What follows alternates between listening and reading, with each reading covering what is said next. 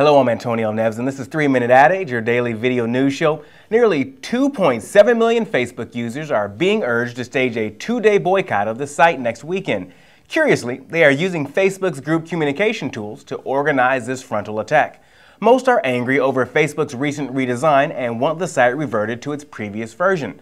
Last week, Facebook Chief Operating Officer Sheryl Sandberg appeared on stage at the American Magazine conference.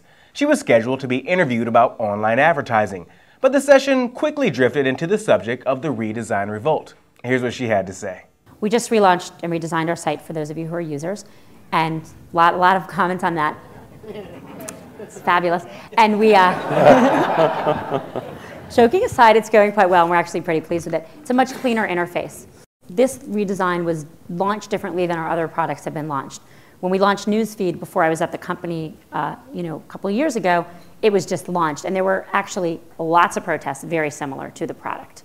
Newsfeed is a product where if you're on Facebook, there's just kind of a scrolling newsfeed of information from your friends. So that original redesign took information which was static, which you controlled, and it started just populating with things your friends did and wanted to share with you.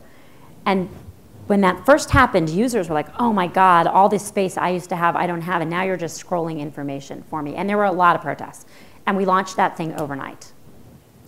Now Newsfeed is probably the most important thing that's made Facebook work. This time we did not launch that way. We actually launched slowly over a period of several months. We enabled lots of people to toggle back and forth between the old and the new redesign. We changed some features based on some of the things users had wanted, giving them more opt-ins or little boxes or things they wanted to making things more clear where users didn't. And we actually feel pretty confident this is going well. People are using our product to protest our product. That's good. No, joking aside, the 5th most popular group on Facebook right now is protesting the Facebook redesign. Joking aside, and I do see the irony and humor in that, that's what we're trying to do. Yeah. We are trying to make the world more transparent and give people opportunities to share. And we believe the redesign of the site was really important for a number of things. It's cleaner and more simple to use. It's giving people much more granular control of their profiles and enabled to use privacy. And we believe it sets us up to be able to grow the site. Mm-hmm. Usage is continuing to grow. Our user growth is really strong. And even a lot of the users who are protesting are actively using the new site. So we're optimistic that people will get used to it and like it like they did Newsfeed.